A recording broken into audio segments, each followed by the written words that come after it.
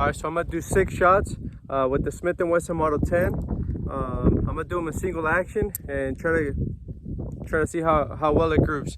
And the target's about, I would say, anywhere between 5 to 7 yards away.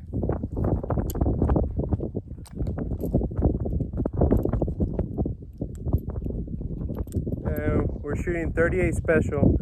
I believe it's Mag Tech.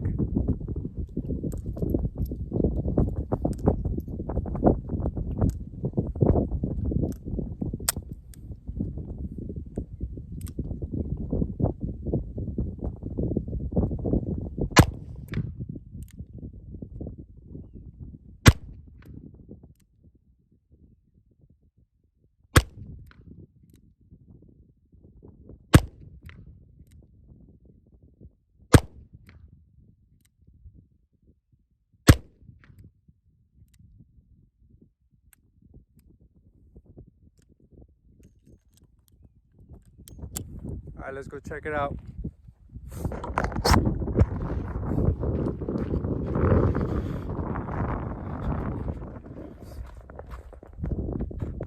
All right, so 6 rounds.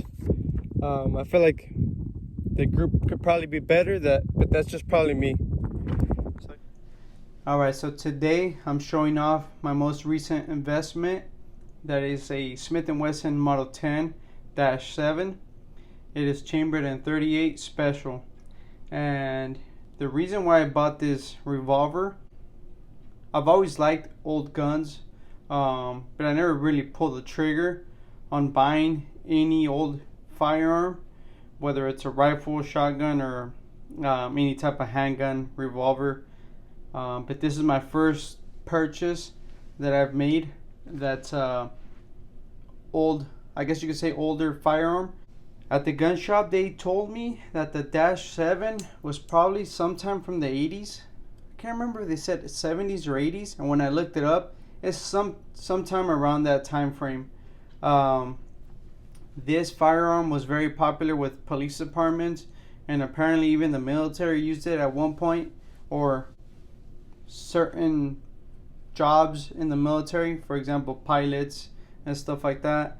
I haven't done too much research on how true that is, or to what extent the military used it, but I know it was a very popular firearm for police departments and law enforcement. So yeah, I guess you could say this is my first gun that I bought that I don't plan on doing much with it besides buying it for what it is, which is an old revolver, and many people call it an American classic. I don't know that much about it, but now that I have it, I'm going to do more research on it and see how true that is. Something that I've always liked about old firearms is the bluing it has. The bluing from older firearms is pretty cool compared to a newer revolver. It's more of a matte finish. I just pulled this one out to compare the finish. But this is a Model 19. But check that out. I've always liked the bluing on older firearms. Check that out. This Model 10 has a lot of wear and tear on it. Look at those scratches. Those are kind of deep. Check that out on the cylinder. To be honest, it is what it is. I'm not gonna be too picky. When I saw it at the gun store, I noticed all those dings on it, but it is what it is. And then the grips, I don't know. I'm gonna have to touch them up and try to give them some life and remove those blue stains. I don't know why it has like blue stains, but if not, I'll just order a new pair of grips. But other than that, I don't plan on doing much with this revolver, besides letting it sit in my safe and every now and then pulling it out, putting some rounds through it. I'm not really counting on these going up in value, like it becoming a collectible or some sort of just it going up in value. I'm not counting on that. I just wanted an old gun, and I finally, not that I was out hunting for a Model 10. but I did come across this, and you know what, I went ahead and pulled the trigger. It is a 4-inch barrel. I've seen some with a 2-inch barrel. Those look pretty cool too. A couple features that are noticeable on this revolver that the newer revolvers don't have is the trigger lock or the internal lock. Honestly, I don't know what the actual name of it is, but as you can see, it does not have it. And what I'm talking about, it's this one right here, the one right above the cylinder release. The older Smith & Wessons do not have that internal or trigger lock, whatever it is. Honestly, I don't know the exact name of it, but yeah. Also, the firing pin is actually attached to the hammer on these older revolvers, on these older Smith & Wessons. On the newer ones, no firing pin, it's internal. So yeah, those are the two most notable features that I noticed from these older revolvers, and I think it's pretty cool. Also, this one just has, you know, the plain sights, the U notch, I mean the U and the notch up front. These are not adjustable at all. So yeah, other than that, I mean, I put some rounds through it. I put some MagTech 38 Special 158 grain, and it did pretty good. I just put 6 rounds through it. That day that I went to the range, I was kind of in a hurry, and it was super windy.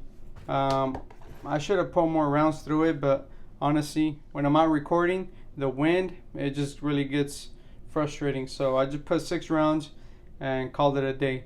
But yeah, this is my most recent purchase, Smith & Wesson Model 10-7. So if you have one of these and you don't know whether it's a 10-6 or a -7 or a -8, just pop the cylinder, and right there, let me see if I can get it to focus.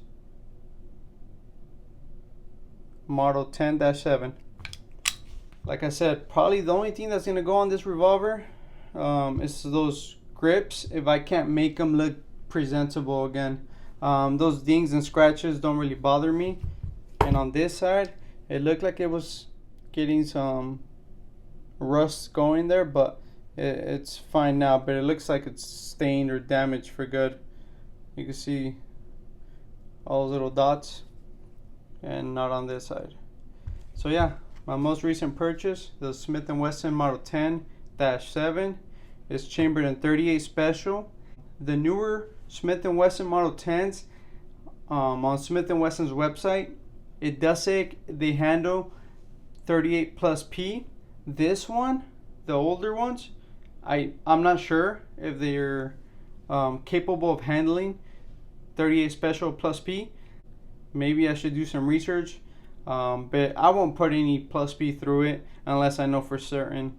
But yeah, the new ones, they're built to handle the +Ps. And for these, I'm gonna have to do some research and find out. But these rounds that I put through, they're not +P, they're just target. It's just target ammo.